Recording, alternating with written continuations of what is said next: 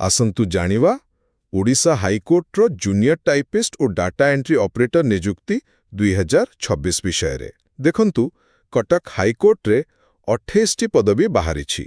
ଆଉ ହଁ, ଯଦି ଆପଣଙ୍କ ଟାଇପିଂ ଭଲ ଅଛି, ତେବେ ଏହା ଆପଣଙ୍କ ପାଇଁ ଏକ ଜବରଦସ୍ତ ସୁଯୋଗ। ତେବେ ପ୍ରଥମେ ଦେଖିବା ଯୋଗ୍ୟତା କ'ଣ ଦରକାର। ମୋଟ 28ଟି ପଦବୀ ଅଛି, ଯେଉଁଥିରୁ 9ଟା ମହିଳାଙ୍କ ପାଇଁ ସୁରକ୍ଷିତ। ଦରମା ବି ବହୁତ ଭଲ ଅଛି।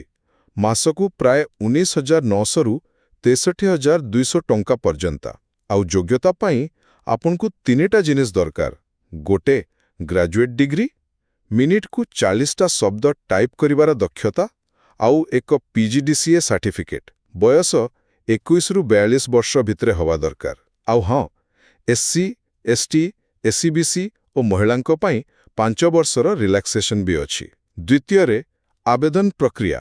ମନେ ରଖନ୍ତୁ, ସବୁକିଛି କେବଳ ଅନଲାଇନରେ orissa-highcourt.nic.in ୱେବସାଇଟରେ ହିଁ ହେବ। 15 ଜାନୁଆରୀରୁ ଆପ୍ଲିକେସନ ଆରମ୍ଭ ହେବ, ଆଉ ଶେଷ ତାରିଖ ହେଉଛି 11 ଫେବୃଆରୀ। ସାଧାରଣ ଆଉ SCBC ବର୍ଗଙ୍କ ପାଇଁ ଫିସ୍ 500 ଟଙ୍କା, କିନ୍ତୁ SC, ST ଆଉ ଭିନ୍ନକ୍ଷମ ପ୍ରାର୍ଥୀଙ୍କ ପାଇଁ କୌଣସି ଫିସ୍ ଲାଗିବନି। ଆଉ ଶେଷରେ, ସବୁଠୁ ଜରୁରୀ କଥା, ଚୟନ କେମିତି ହେବ, ଏଇଟା ଟିକେ ଭଲ କରି ଶୁଣନ୍ତୁ। ପରୀକ୍ଷା 4ଟା ପର୍ଯ୍ୟାୟରେ ହେବ, କିନ୍ତୁ ପ୍ରଥମ 3ଟା ମାନେ ପ୍ରିଲିମିନାରୀ, ଭାଷା ପରୀକ୍ଷା ଆଉ କମ୍ପ୍ୟୁଟର ଟେଷ୍ଟ, ଏସବୁ କେବଳ ପାସ୍ କରିବା ପାଇଁ। ଏହାର ମାର୍କ ଆପଣଙ୍କ ମେରିଟ୍ ଲିଷ୍ଟରେ ମିଶିବ ନାହିଁ। ଆପଣଙ୍କର ଫାଇନାଲ ସିଲେକ୍ସନ କେବଳ ଇଂରାଜୀ ଟାଇପିଂ ଟେଷ୍ଟର ମାର୍କ ଉପରେ ହିଁ ହେବ।